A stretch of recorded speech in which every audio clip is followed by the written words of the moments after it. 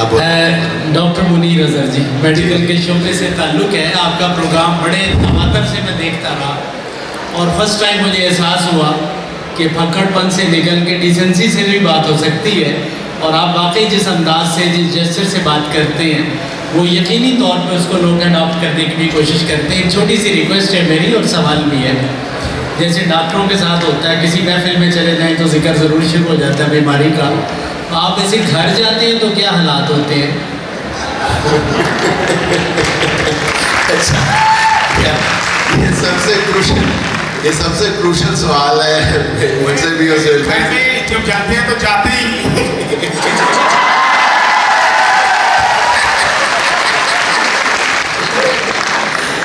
ऐसी कोई बात नहीं है जी, मेरा घर में बड़ा रोब है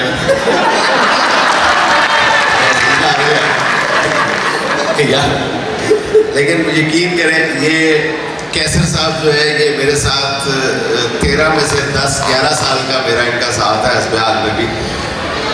लेकिन मैंने अगर अजीज़ी की भी हदें क्रॉस करती हुई बुढ़ी तो डरन की गल कर तो पता नहीं अल्लाह ताला ने दोनों में रखी हुई है कि जी यहाँ से बचा कर रखना। लेकिन मैंने जो हदें क्रॉस करता हुआ किसी बंदे को देखा है तो इस कैसर को देखा है। वो हमारा जो ऑफिस है ना जी, वहाँ पे उसके ऊपर इसकी रिहाइश होती है, नीचे तो ये नीचे मैंने लिटरली अपनी आंखों देखे नीचे बैठा इसकी टांगे कांप रही होती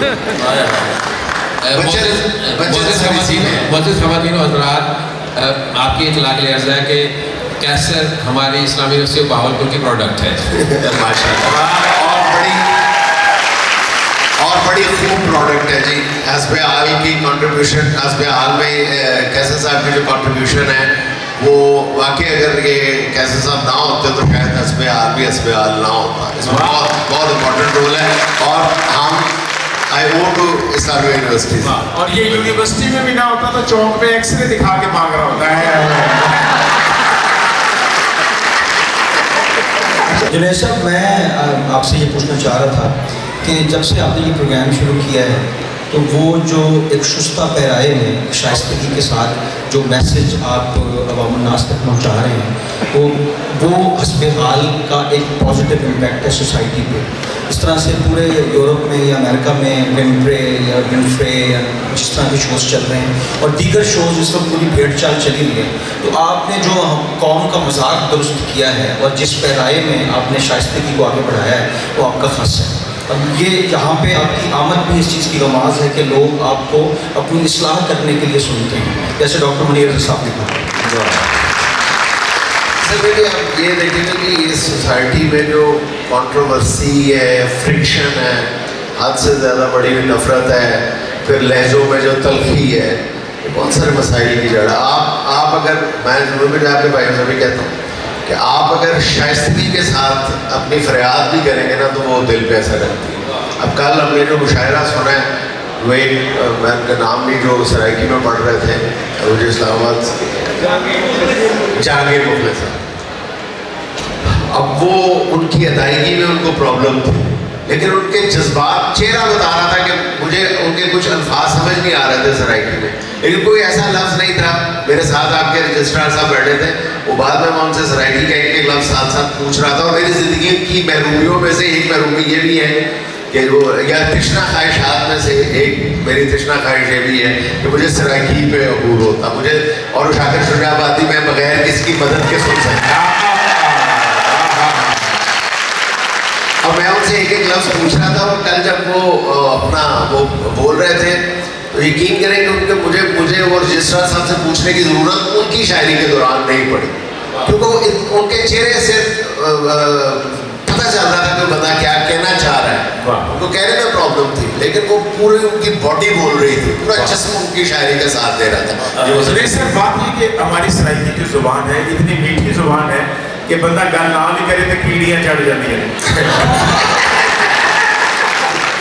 तो आपने शाकिर साहब की बात की तो हमारा वो सर शुजाबाद का इलामा इकबाल है। क्या बात है कि जनाब उनकी शायरी भी एक जिमे में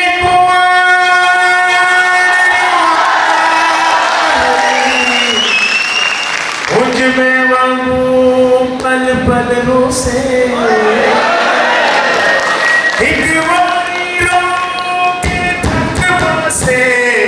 वल दिल डुक्सिया तू वल रोसे तुई दुखरे मन मंडसियत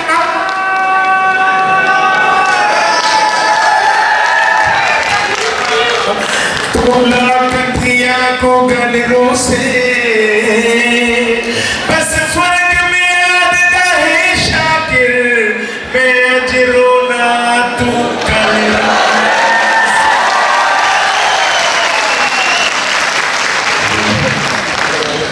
सर जुनैद साहब, आपकी इजाज़त से आज मुझे जो पता लगा कि जुनैद साहब के साथ नवाज़ अंजुम भी आए हुए हैं, तो हमने यूनिवर्सिटी के एग्जेक्टिव हॉस्टल में उनसे मुलाकात करने की तैयारी की और साथ ही फिर मुझे याद आया कि भाई तो रंगड़ी भी बोल ले वह, तो मैंने कहा भाई अपनी जुबान जहाँ भी हो ना बंदे को बोलनी पड़ेगा। और मन लग रहा है कि जिस दिन से मैं बाल पर आ रहा हूँ भाई से मिलकर मेरा दिल खुश हो गया मेरा भाई। बस समझे जाओ। और तबीयत कैसी है भाई? अल्लाह का करम चल रहा है। चल रहा है। बच्चे कितने हैं? बच्चे भी काफ़ी हो गए मेरा भाई। तो और कोई काम नहीं है तुझे?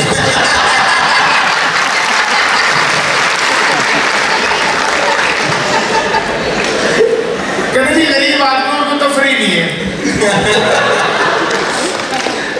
और सीरियस नोट पे एक चीज़ मैं ज़रूर शेयर करना चाहूँगा कि ऑनरेबल वाइस चांसलर ने जो माहौल सजाया है 4 दिनों से और जिस तनदनी के साथ वो चीज़ों को मैनेज कर रहे हैं यूनिवर्सिटी के लिए, मैं समझता हूँ कि ये बहावलपुर के लिए, साउथ पंजाब के लिए और अहलियान बहावलपुर के लिए इंतहाई खुशाइंद है। और हमें आज इत्तेफाक हुआ उनसे इंटरव्यू करने का, तो आप यकीन करें कि जिस मोहब्बत से और जिस उनकी जो याददाश्त है और वन मैन आर्मी मैंने आज उनको कहा है, और मेरे दोस्त आए हुए हैं अमेरिका से मेरे साथ बैठे हुए उस्मान खटक, ही वॉज सो सरप्राइज्ड कि वीसी साहब किस मोहब्बत से और किस मेहनत से डिलीजेंस से काम कर रहे हैं यहाँ पे। और जुनैद साहब आप खुद भी ज़ाहिर सन ऑफ द सॉइल हैं, आप बेहतर समझते हैं कि जब चीज़ों को किया जाए और ज़ील एंड ज़स्ट के साथ किया जाए तो वो अपना दायमी असर रखती है। बिल्कुल बिल्कुल और मेरा ख्याल है कि जी जब एक इस मुल्क में आप देखेंगे जी जो सबसे बड़ा क्राइसिस है ना, वैसे तो हर बंदा ही क्राइसिस का हल लेके बैठा हुआ है, लेकिन मेरी बड़ी हम्बल ओपिनियन ये है कि अगर right person for the right job, और अगर एक बंदा जो अगर यूनिवर्सिटी का वाइस चांसलर है, किसी हॉस्पिटल का हेड है, किसी इदारे का, एक छोटे इदारे का बड़े इदारे का हेड है या वो उसको कमांड कर रहा है, अगर वो मुखलिस है, ईमानदार है, आपको विद इन नो टाइम उस इदारे में बुनियादी तब्दीलियाँ नज़र आना शुरू हो जाती हैं और वो कहते हैं उसमें पर्दा नहीं डाला जा सकता उसकी खूबियों पे, वो नज़र आना शुरू हो जाता है। तो अभी यूनिवर्सिटी विज़िट करें तो पता चलता है जैसे जो डिपार्टमेंट्स नए और तलबा की तादाद जो है एकदम हैरत अंगेज़ इतना इजाफा, तो मेरा ख्याल है कि क्लैप तो बनती है भी साहब के। सर एक चीज़ मैं और आपकी इजाज़त से कहना चाहूँगा, यहाँ पे डॉक्टर एहतशाम अनवर साहब मौजूद हैं और ये इससे पहले यहाँ पे डिप्टी कमिश्नर भी थे जब मैं भावलपुर में था और आज दोबारा ये कमिश्नर के तौर पे आए हैं। तो इन्होंने जो काम किया भावलपुर के लिए वो मेरे ख्याल में आपकी तालियां बजाएंगी कि भावलपुर के लिए डॉक्टर एहतशाम अनवर ने क्या क्या काम किया। और ख़ास तौर पे इसमें जो उनकी कोऑर्डिनेशन है, क्योंकि मैं तो इस्लामाबाद से आज आया हूँ, लेकिन मुझे बताया गया यहाँ पे कि कमिश्नर भावलपुर ने जिस मोहब्बत के साथ कोलैबोरेट किया यूनिवर्सिटी को और जो फीडबैक और जो सरपरस्ती यूनिवर्सिटी को और यूनिवर्सिटी की उन्हें हासिल है, मैं समझता हूँ कि ये भावलपुर के लिए ना सिर्फ साउथ पंजाब के लिए एक इंतहाई खुशाइंद अमल है। डॉक्टर साहब आपका बहुत बहुत शुक्रिया। सॉरी आपकी बात काट रहा हूँ। जुनैद साहब से भाई बोल दे रहे ये ज़कात फितरा ना ले सर सॉरी एक सेकंड, मैं असल में मैं इसलिए बात काट रहा हूँ जी कि कमिश्नर साहब ने मुझे 500 रुपया दिया हुआ है अपनी तारीफ करने का, तो वो मैं 500 रुपया हलाल कर दूँ पहले।